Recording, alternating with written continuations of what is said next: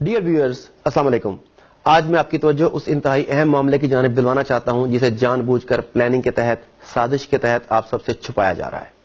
موجودہ حالات، پوری دنیا کے حالات آپ کے سامنے ہیں۔ سعودی کردار، امریکی کردار، ہمارا کردار، ترکی کا کردار، افغانی کردار، انڈیا کا کردار، اسرائیل کی حرکتیں، یہ سب آپ کے سامنے ہیں۔ ہم میں سے کچھ لوگ سمجھتے ہیں کہ یہ وسائل کی جنگ ہے، کچھ لوگ سمجھتے ہیں کہ یہ صلیبی جنگ ہے، کچھ لوگ سمجھتے ہیں کہ یہ ہندو ہمارے مخالف ہیں اس لیے معاملات ہو رہے ہیں، کچھ اپنے لیڈران کو برا بھلا کہتے ہیں۔ یہ سب معاملات آپ کے سامنے ہیں اور شاید کسی حد تک یہ سبھی ٹھیک بھی ہیں، مگر ایک بات جو ہم سب سے چھپائی جا رہی ہے وہ یہ ہے کہ 1923 میں پہلی جنگ عظیم کے بعد اتحادی قوتوں نے خلافت عثمانیہ کے ساتھ جبرن ایک معاہدہ کیا۔ اس وقت ترکی کے خلیفہ کا نام سلطان سادس وحید الدین تھا۔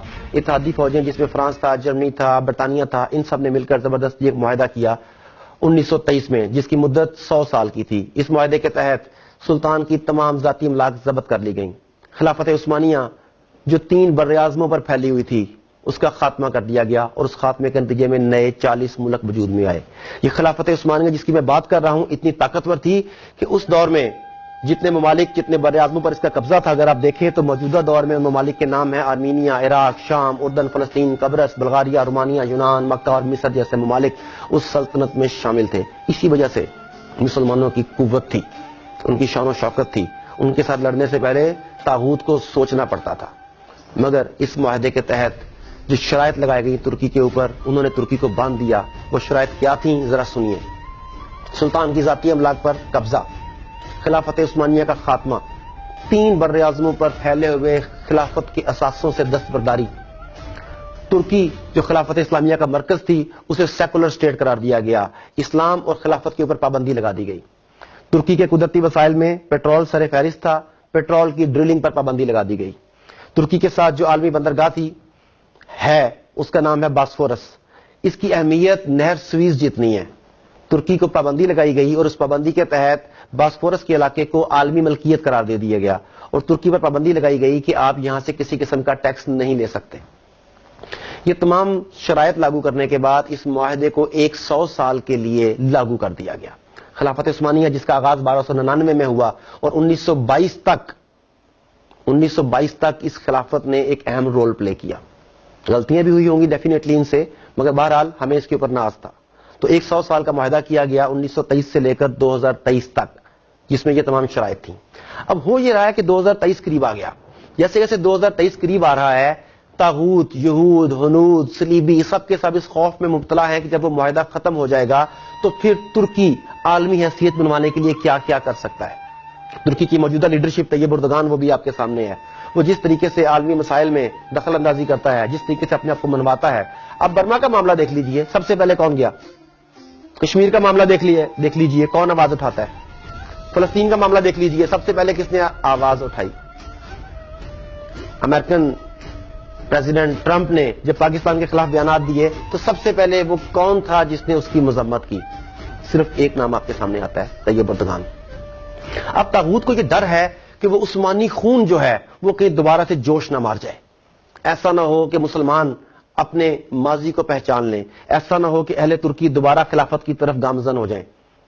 آپ کو یاد ہوگا کہ ترکی میں فوجی بغاوت بھی امریکہ کے کہنے پر کروائی گئی۔ ترکی میں حالات کو خراب کرنے کی مسلسل کوششیں کی جا رہی ہیں۔ یہ سب کچھ اس لیے ہے کہ وہ لوگ ڈرے ہوئے ہیں کہ مسلمان کہیں دوبارہ سے اکٹھے نہ ہو جائیں۔ اب آپ طیب اردگان کے گزشتہ کئی بیانات کا اگر جائزہ لیں تو وہ بار بار کیوں کہتا ہے کہ 2023 کے بعد ترکی پہلے جیسا بیمار ترکی نہیں رہے گا، ترکی عالمی سیاست میں اپنا کردار ادا کرے گا؟ ترکی کیوں بار بار مسلمانوں کی مدد کے لیے بھاگ رہا ہے؟ یقیناً پرانا خون جوش مار رہا ہے، پرانے جذبے رنگ لا رہے ہیں، اور یہ چیز امریکہ کو، طاغوت کو، صلیبیوں کو، اسرائیل کو، یہودیوں کو، ہنود کو، سب کو بہت زیادہ تنگ کر رہی ہے۔ دوسرا کام جو امریکہ ہمارے ساتھ کر رہا ہے، طاغوت ہمارے ساتھ کر رہا ہے، وہ یہ کر رہا ہے کہ میڈیا کے زور پر ہمارے اوپر امریکہ کی سپریمیسی کا ایک ہوا بٹھا دیا گیا ہے۔ ہمیں یہ بتایا گیا ہے کہ امریکہ کے ساتھ لڑنا، حتیٰ کہ امریکہ کے ساتھ لڑنے کا سوچنا بھی حماقت ہے۔ یہ بہت امپورٹنٹ چیز ہے کہ کیا وہ واقعی اتنا سپر پاور ہے، اتنا پاورفل ہے کہ جو چاہے کر سکتا ہے؟ ہمیں بتایا جاتا ہے کہ امریکن سیٹلائٹس اتنے پاورفل ہیں کہ وہ دنیا کے ایک کونے سے دوسرے کونے تک ہونے والی ہر حرکت سے باخبر ہیں۔ پاکستان میں نیٹو کے 20,000 کنٹینرز گم ہو گئے، چوری ہو گئے، جو مرضی آپ اسے نام دے لیں۔ وہ کہاں گئے؟ امریکہ، نیٹو فورسز، تمام کے تمام سیٹلائٹ، دنیا کی تمام تر ٹیکنالوجی مل کر یہ آج تک نہیں پتا لگا سکی کہ وہ کنٹینرز کہاں پہ ہیں. دیکھیں کنٹینر کوئی 1 انچ 2 انچ کا، فٹ 2 فٹ کا، 6 فٹ کا، 10 فٹ کا نہیں ہوتا. اور ایک کنٹینر نہیں، 2 کنٹینر نہیں، 10 کنٹینر نہیں، 20,000 سے زائد کنٹینرز اسلحے سے بھرے ہوئے، مشینری سے بھرے ہوئے، امریکی ٹیکنالوجی کو اپنے اندر سموئے ہوئے، وہ تمام کے تمام کنٹینرز آج کہاں پر ہیں امریکہ نہیں جانتا. یہ ہے امریکن ٹیکنالوجی. اسی ٹیکنالوجی کو ایک اور طریقے سے دیکھیے. آپ کو یاد ہوگا کہ 28 مئی کو جب پاکستان نے ایٹمی دھماکہ کیا، امریکہ اور پوری دنیا نے مل کر ہمیں روکنے کی کوشش کی. ڈرایا گیا، للچایا گیا، دھمکایا گیا. And I ask Pakistan to exercise restraint to avoid a perilous nuclear arms race. The United States was apparently prepared to offer some considerable incentives if Pakistan would just say no. جب ہم نے یہ ٹھان لی کہ ہم نے یہ دھماکے کرنے ہیں، دنیا کو بتانا ہے کہ ہم ایک اٹامک پاور ہیں، تو ہمیں کوئی نہیں روک سکا. امریکن تمام تر ٹیکنالوجی یہ بات پتہ نہیں لگا سکی کہ دھماکے کس جگہ پر ہوں گے، ہمارے اٹامک ایسٹس کہاں پر ہیں، ان کی ٹرانسپورٹیشن کیسے کی جائے گی، کس جگہ پر لے جایا جائے گا. ان کے تمام سیٹلائٹ، تمام طیارے، تمام میزائل تیار تھے کہ انہیں ڈسٹرائے کیا جائے، مگر کیا وہ ایسا کر سکے؟ نہیں کر سکے. اس کا مطلب ہے کہ جب ہم یہ چاہتے ہیں کہ ہم کوئی کام کرنا چاہتے ہیں تو ہمیں امریکہ یا دنیا کی کوئی طاقت نہیں روک سکتی. اس لیے کہ کچھ لوگ اسباب پر غور کرتے ہیں. امریکہ کے پاس یہ ہے، اسرائیل کے پاس یہ ہے، انڈیا کے پاس یہ ہے، ہم ان سے ٹکر نہیں لے سکتے. کچھ لوگ یہ سوچتے ہیں، اور کچھ لوگ اسباب کی بجائے مسبب الاسباب پر غور کرتے ہیں. ان کا بھروسہ اسباب پر نہیں، مسبب الاسباب پر ہوتا ہے. تو برادرز، میں آپ کو یہ بتانا چاہتا ہوں کہ 2023 میں جو معاہدہ ختم ہو رہا ہے اس کے بعد دنیا ٹوٹلی بدلنے کی طرف جا رہی ہے. آنے والے 5 سے 10 سال میری، آپ کی، ہم سب کی زندگیوں میں انتہائی امپورٹنٹ ہے. اتنی بڑی تبدیلی آئے گی کہ آپ سوچ نہیں سکتے. اب یہ آپ کے اوپر ہے کہ آپ اس تبدیلی کا شکار ہونا چاہتے ہیں یا اس تبدیلی کا حصہ بننا چاہتے ہیں. آپ اپنا کیا رول سلیکٹ کرتے ہیں، یہ ٹوٹلی چوائس آپ کی ہے. مگر اپنا رول سلیکٹ کرنے سے پہلے ایک بات بتانا چاہوں گا کہ خدا را میڈیا سے بچ کے رہیے گا.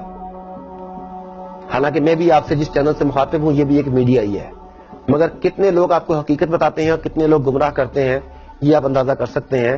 میں آپ کو ایک چھوٹی سی بات شیئر کرنا چاہتا ہوں کہ اس وقت دنیا میں جتنا بھی میڈیا ہے اس کا 97% جیوز کے پاس ہے. ریسنٹلی میں اولیاء مقبول جان صاحب کا ایک لیکچر سن رہا تھا، اس میں انہوں نے بڑی مزیدار بات بتائی، اور جب میں نے اس پہ تحقیق کی تو میں ہکا بکا رہ گیا کہ بہت حد تک وہ بالکل ٹھیک فرما رہے تھے.